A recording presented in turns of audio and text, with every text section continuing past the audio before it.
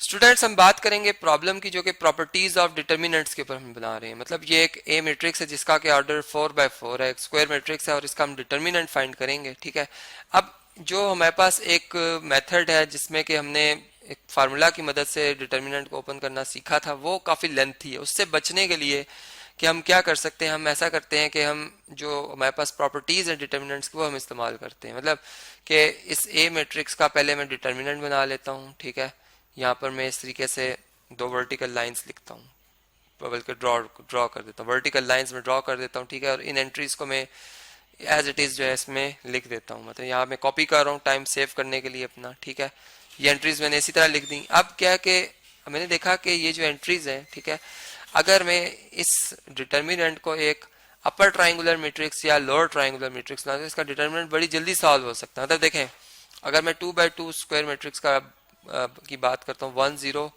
और 2 और 0, तो अब ये देखें ये एक लोअर ट्राइंगुलर मैट्रिक्स है। ठीक है, बल्कि बल्कि ये अपर ट्राइंगुलर मैट्रिक्स है। अपर ट्राइंगुलर मैट्रिक्स है क्योंकि इसमें जो डायगोनल से नीचे एंट्री आ रही है वो 0 आ रही है। ठीक है, अपर ट्राइंगुलर है।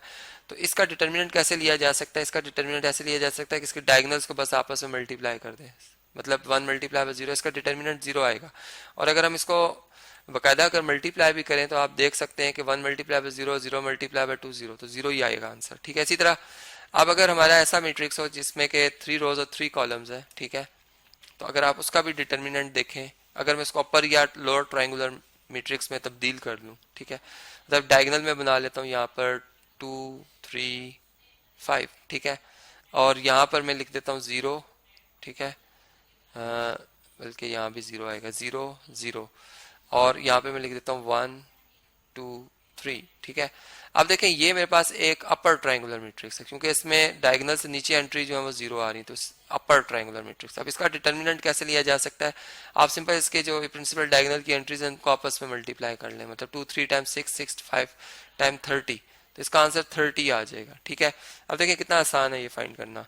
तो इस तरीके से हम अब इस मैट्रिक्स को अपने जो है ये 4 by 4 है, इसका जो डायगोनल है, ठीक है, डायगोनल से नीचे जो एंट्रीज हैं उनको 0 बना देते हैं। मतलब ये आप अगर एंट्रीज देखें ये वाली जिनको मैं इस तरह से एक ट्राइंगुलर ब्लॉक के अंदर मैंने सेव किया, इनको अगर मैं 0 बना दूं तो ये एक ट्राइंगुलर मैट्रिक्स बनेगा जिसे मैं अपर ट्राइंगुलर मैट्रिक्स कह सकता हूँ। ठीक है, अब इसके लिए मैं यहाँ पर जो है जो रो ऑपरेशंस है उनको भी इस्तेमाल करता हुआ चलूंगा। ठीक है, तो इसी मैट्रिक्स को मतलब इसी की जो नेक्स्ट फॉर्म बनेगी वो कैसे बन सकती है जी, मैं इस डिटर्मिनेंट को इस तरह से लिखता हूँ कि मैं देखें इसमें जो ये एंट्री है, ठीक है, इसको 0 बनाना है। ये 0 कैसे बन सकती है? इसको अगर हम ऐसा करें कि यहाँ पर पहले पहले अगर हम रिप्लेसमेंट कर लें, ठीक है, रिप्लेसमेंट कर लें या ऐसा कर लेते हैं कि हम रो नंबर जो है ना, हमारी रो नंबर 2, ये देखें रो नंबर 2 ये है, इसमें से माइनस कर लेते हैं 3 टाइम्स ऑफ रो नंबर 3 को। ठीक है, देखिए रो 3 को अगर मैं 3 से मल्टीप्लाई करूंगा क्या आएगा? 3 3 3 से माइनस होके क्या बन जाएगा? 0। सही है, तो यहाँ पर जो प्रॉपर्टीज हैं डिटर्मिनेंट की वो ये कहती हैं कि अगर आप दो रोज को आपस में ऐड करते हैं या सब्ट्रैक्ट कर लेते हैं एक दूसरे रो में, मतलब मल्टीप्लाई करके स्केलर मल्टीप्लाई करके ऐड करते हैं सब्ट्रैक्ट, तो उससे डिटर्मिनेंट पे कोई तब्दीली नहीं आती। ठीक है, मतलब उसका कोई साइन चेंज नहीं होता, इक्वल रहता, वही आंसर आएगा। ठीक है, मतलब हमारी कैलकुलेशन आसान हो जाएगी। तो यहाँ पर हम क्या कर रहे हैं कि इस एंट्री को 0 बना रहे हैं। ठीक है, तो ये 0 बन जाएगी किस तरीके से कि यहाँ पर जब आप मल्टीप्लाई करेंगे 3 में से 3 माइनस करेंगे यहाँ पे 0 आएगा। ठीक है, थर्ड रो में इसी तरह रहने दूंगा 1 2 4 2, और लास्ट रो जो फोर्थ रो ये भी इसी तरह रहने दूंगा। ठीक है, ये 1 5 है। अब आप देखें यहाँ पर 0 आ जाएगा। अच्छा, यहाँ पर देखें तो यहाँ पे 1 में से 4 माइनस करें क्योंकि 2 2 जा 4 बनेगा, 1 में से बल्कि 6 बनेगा, 3 से मल्टीप्लाई करें तो 1 में से 6 माइनस करें -5 आता है, 2 में से 20 माइनस करें तो -18 आता है। ठीक है, और सॉरी बल्कि यहाँ पर 2 में से माइनस करना था हमें किसे, 3 से मल्टीप्लाई किया, 2 में से 12 को माइनस करना था -10 आएगा, और 1 में से 6 को माइनस करें तो फिर -5 ही आता है। ठीक है, अब आप देखें कि ये एंट्री हम 0 बना चुके हैं। अब इस एंट्री को 0 बनाना है, इसको 0। अब ये कैसे बन सकते हैं? अब इसको समझने के लिए हम ऐसा करते हैं कि यहाँ पर जो हमारे पास ये एंट्री जो लिखी हुई है, ठीक है, इसको मतलब इन दोनों को अगर आपस में रो नंबर 4 बनती है। ठीक है, यहाँ पर मैं लिखता हूँ बाय रो नंबर 4 और इसमें से मैं माइनस कर देता हूँ 2 टाइम्स रो नंबर 3, ठीक है। रो नंबर 3 इसमें से माइनस कर देता हूँ, तो ये वाली जो मेरी रो है, लास्ट जो 4th रो है, इसमें भी ये एंट्री 0 हो जाएगी, ठीक है। ये एंट्री 0 आ जाएगी। तो इसको बना लेते हैं, जिस तरीके से परफॉर्म करते हैं ऑपरेशन को। तो ये हमारे पास रो ऑपरेशन के बाद जो रिजल्ट आएगा, first row as it is रहेगी 2 4 5 3, ठीक है। सेकंड रो आ जाएगी 0 -5 -10 -5, ठीक है। और थर्ड रो भी इसी तरह रहेगी, थर्ड रो भी रहेगी 1 2 4 2, ठीक है। अब यहाँ देखें 2 में से 2 माइनस करें 0, ठीक है। 3 में से 4 माइनस कर दें, क्योंकि इसको हम 2 से मल्टीप्लाई करें तो -1 आ जाएगा। 1 में से 8 माइनस कर दें तो आता है 7 नेगेटिव का, और 5 में से 4 माइनस कर दें तो 1 आता है पॉजिटिव 1, ठीक है। अब देखें यहाँ पर 0 तो आ चुका है, लेकिन अगर इस एंट्री को देखें तो ये एंट्री अभी हमारी 0 नहीं हुई है, ठीक है। इसको भी हमने 0 बनाना है। अब इसको हम इस तरह से 0 बना सकते हैं कि अगर मैं रिप्लेस कर दूं, ठीक है, तब ये देखें हमारे पास ये एंट्री है 2 है और ये 1 है।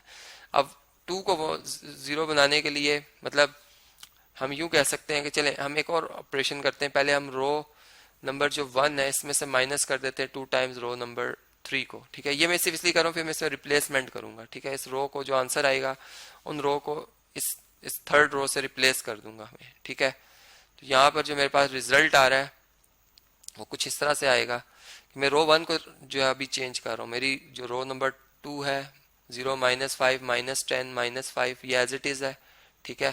फिर इसी तरह 1 2 4 2 ये एज इट इज है, ठीक है। 0 -1 -7 1 ये एज इट इज है, ठीक है। अब आप देखें यहाँ पर क्या आएगा, यहाँ पर 2 में से आपने ये इसको अगर रो 3 को अगर आप 2 से मल्टीप्लाई करें तो 2 में से 2 माइनस करें 0, ठीक है। 4 में से 4 माइनस करें 0, और यहाँ पे 5 है, 5 में से 8 माइनस करें -3, ठीक है। और 3 में से 4 माइनस करें तो -1 आता है, ठीक है। अब मैं क्या कर रहा हूँ, मैं रिप्लेस कर रहा हूँ, बल्कि इंटरचेंज कर रहा हूँ, मैं इस तरह लिखूंगा इंटरचेंज कर रहा हूँ, ठीक है। इंटरचेंज कर रहा हूँ मैं row number 1 by row number 3, ठीक है। तो मेरी जो 3 रो है, थर्ड रो है, वो फर्स्ट नंबर पे आ जाएगी, ठीक है। ये स्ट्रेट लाइन लगानी होती है यहाँ पे 1 2 4 2, और डिटर्मिनेंट के साइन चेंज हो जाते हैं, नेगेटिव हो जाते हैं। मैंने रोज को आपस में इंटरचेंज किया, इस रो को इसकी जगह और इसको इसकी जगह चेंज किया, तो इस तरह से आपके पास चेंजिंग जो आई है उससे फर्क पड़ेगा। 0 -5 -10 और -5, ठीक है। फिर यहाँ पे क्या आ जाएगा, 0 आ जाएगा, 0 आ जाएगा, ठीक है। -3 और -1, और यहाँ पे आ जाएगा 0 -1 -7 और 1, ठीक है जी। यहाँ तक बात क्लियर होगी आपको।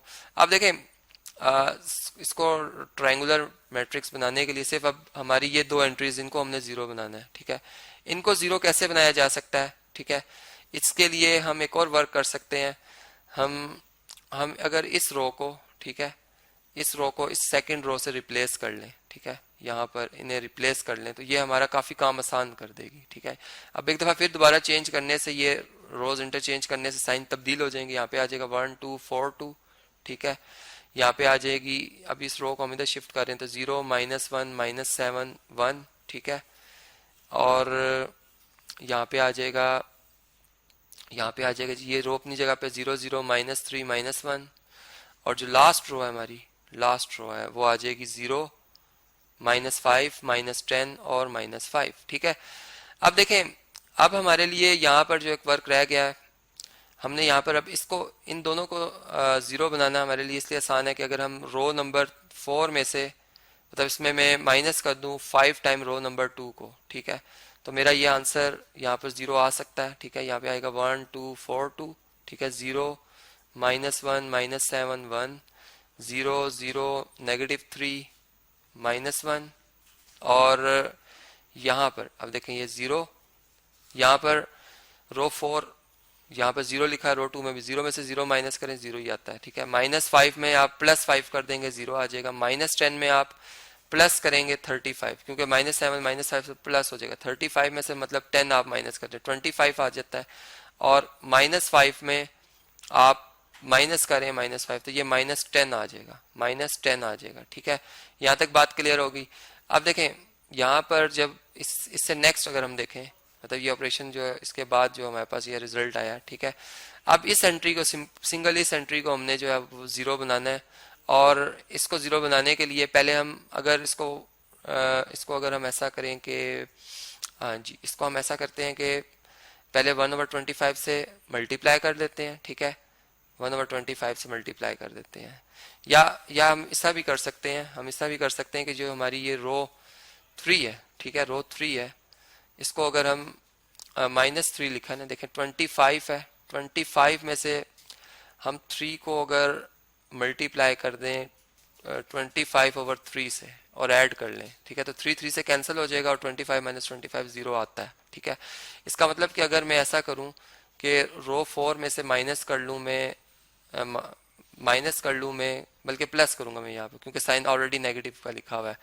25/3 से मैं मल्टीप्लाई कर दूं रो नंबर 3 को और इनको ऐड कर लूं, तो मेरा रिजल्ट आ सकता है जो मैं लाना चाह रहा हूँ, ठीक है। तो यहाँ पर आ जाएगा जी 1 2 4 2, ठीक है।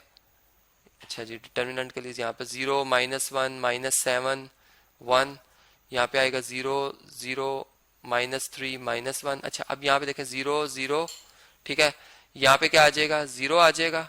और अब देखें यहाँ पर -10 लिखा था, ठीक है, -10 में हमने चूंकि प्लस कर रहे हैं और ये माइनस का साइन, तो प्लस माइनस माइनस हो जाएगा 25/3।